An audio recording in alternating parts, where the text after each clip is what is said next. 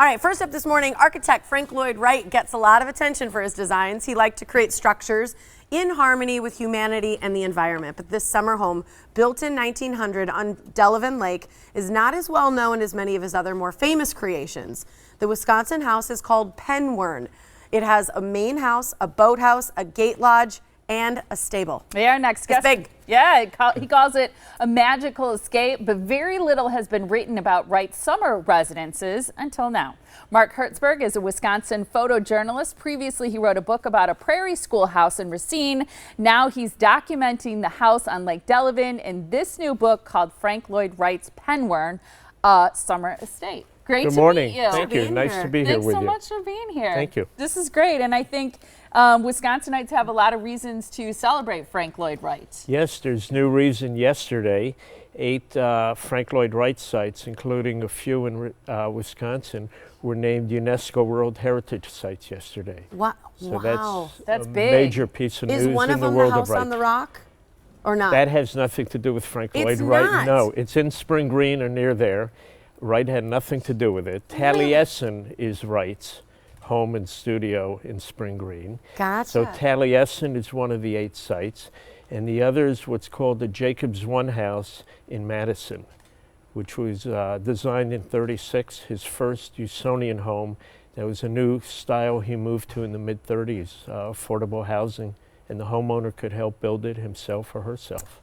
Interesting. What do you love about Frank Lloyd Wright's designs? Because I do feel like, as we mentioned, they're kind of they respect the environment. Many do. of them have elements that replicate the look of the environment or the lines of the earth. What do you find so The organic architecture. I think my initial attraction was visual, because I started my career as a photojournalist. But then I became fascinated by the evolution of his work from 1893 until his death in 1959. Yeah. And the range of ability that he had, the designs. You look at the S.C. Johnson Administration Building in Racine, where we live, and it's fascinating what he did. The only computer he had was the one between his ears. Wow. Wow.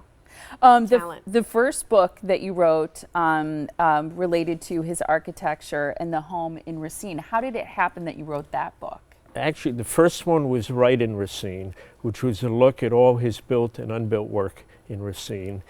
And through that, I became fascinated with the one you're referring to about the Thomas Hardy House, which is on the shore of Lake Michigan, bluff above the lake, just east of S.C. Johnson.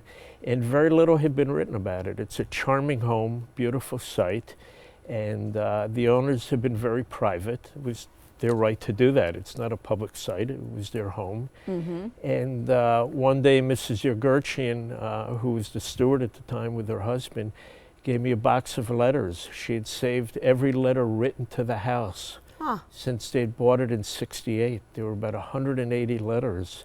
Wow. And I went through them, and people saying, I want to visit your house. I'll be in Racine on such and such date, or I want to do research at the house. And I was able to find all 6 owners or their closest descendants from 1905 on. Wow. And so it's the architectural history of the house, Yeah. and then how people lived in it, how they experienced it. Then did that inspire Penwern? Well, that led to Penwern. Funny story, my wife's cousin was a nanny for Sue and John Major, who became the stewards of Penwern. I don't like the word owners, in '94. And she had given them a copy of the Hardy House book. And Sue Major called me one day in 2013 and said, could you do a book for us, like the one on the Hardy House? Did they too receive letters, or did people not know about Penwern? It's not well known. Not a lot has been written about the summer homes. Wright had about 50 commissions for summer homes or related buildings, boathouses and so on. About half of them were built. And the wonderful thing, the Majors said, there's no deadline for you.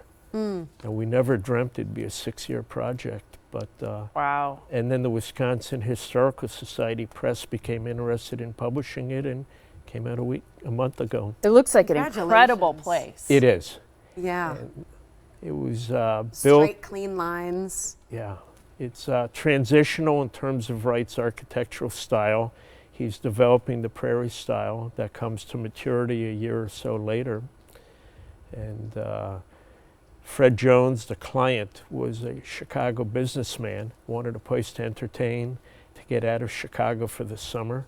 He'd started with his company as a stock clerk for today would be $140 a week, and retired at age 50 as vice president 10 years after building Penwern. Wow. It's incredible. I know people can get a copy of your book. They can come and meet you. You've got a book event here. It's called writeinracine.com is the website, but it's going on Tuesday, July 9th, this Tuesday. It's at 7 o'clock at the Milwaukee Central Public Library. Then on Saturday, July 20th from 4 to 6 at the Racine Art Museum. That's where you can learn more about Penwern and also some of the other work that you've done and studies on Frank Lloyd Wright. Thanks so much for being here. Thank you very much for asking me. It was a pleasure. Thank you. Thank you.